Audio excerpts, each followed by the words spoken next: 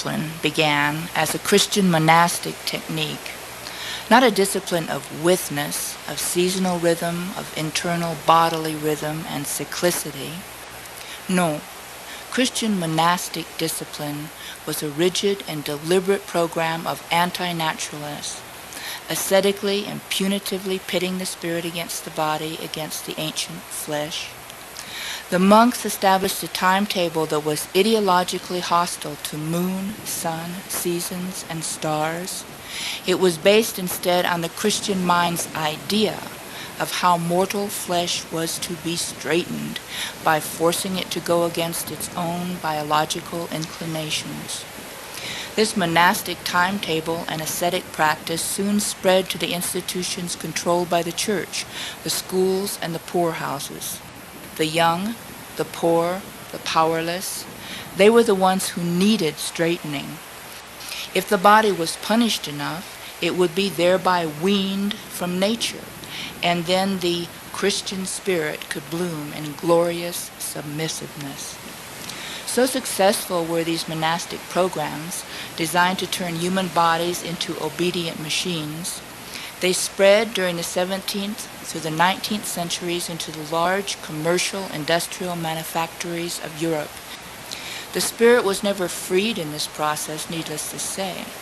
It continues to share with the body in what Foucault calls a subjection that has never reached its limit.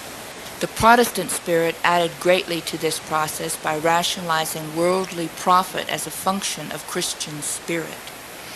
The fundamentalist Protestant tautology that wealth is a sign of God's favor because God wants you to be rich is a perfect machine. While it grinds out the profits of morality for the many, it gathers in the morality of profits for the few. And thus, Christian capitalism, where God becomes a kind of shrewd world banker in the sky, exchanging souls for dollars and dollars for souls at a terrible rate of exchange.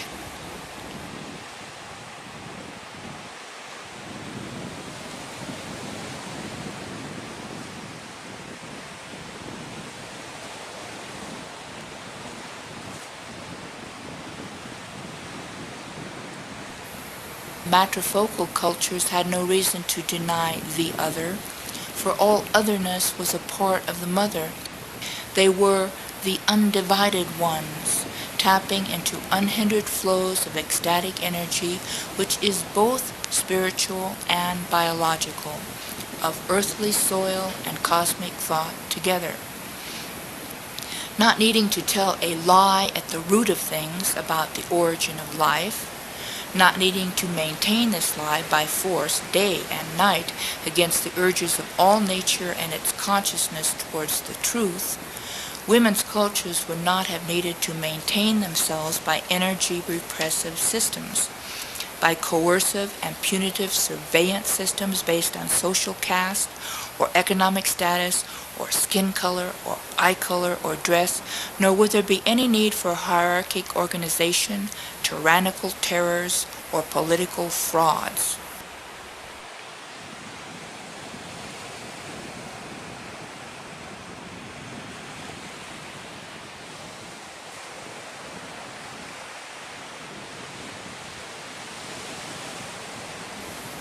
What is ecstasy? It is our original state of being. It is the conscious expansion of the universe into a multitude of interconnected dimensions and forms. It is her dance of being from which all of us were born. Ecstasy is passion self-expressed through form. In the case of Earth, human beings and all other creatures and biological and geological activities are the forms. Cosmic energy is the passion. In and with the whole world is where we are supposed to feel it.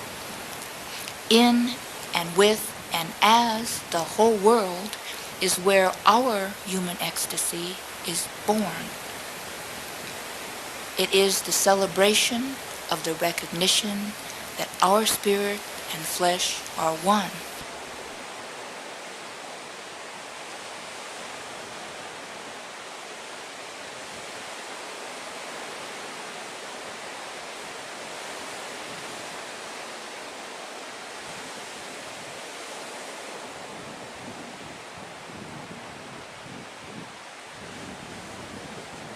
Because the West was arrogant enough, or insane enough, to believe its anal eye was truly the eye of God, its will to total dominance truly God's will, its perpetual machinery of observation and control in fact the machinery of God, it made progress. Western leaders, the political, religious, and economic elite, officially merged their prophets with God's prophets, and the Western peoples were conditioned consistently and grindingly from the 13th century beginnings of the Christian Inquisition to accept submission to this profitable machine as their moral lot. The patriarchal denial of the mother becomes the political denial of the people, which becomes the total mechanization via capitalization of the human body. And as the body moves, so does God move. The biblical capitalist West has created God as a prison keeper, as a factory boss, rather than as a living cosmos. God as an assembly line rather than a dance.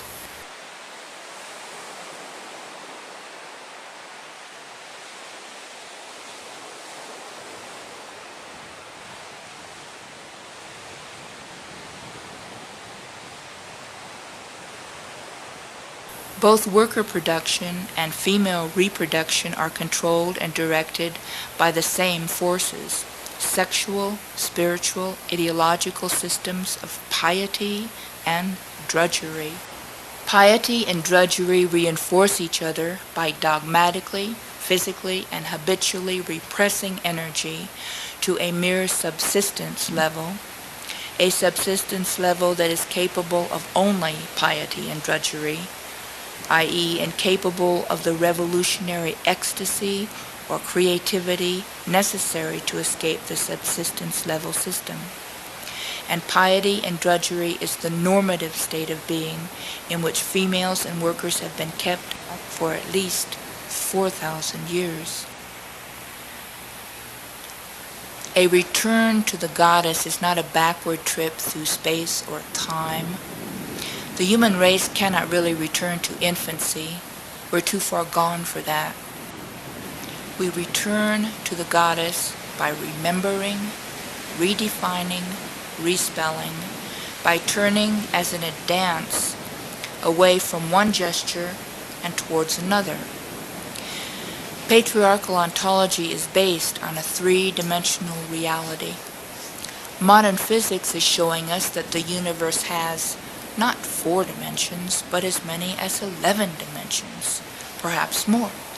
The universe is undergoing ecstatic, exponential expansion into 11 or more dimensions. Surely, 3-dimensional religions cannot keep us in touch with such a universe. If we do not want to die, then we must evolve. That means that we must dance. Expand exponentially with the dancing cosmos. We return to the cosmos only by becoming lovers of life, rather than life's victims, voyeurs, and policemen. We must become beings who do not wish to control life, but only to listen to its music and dance it. This is not easy to do. It might be impossible. But it is our only alternative to mass death, whether by war or by total global mechanization. The patriarchal God has only one commandment: punish life for being what it is. The goddess also has only one commandment: love life, for it is what it is.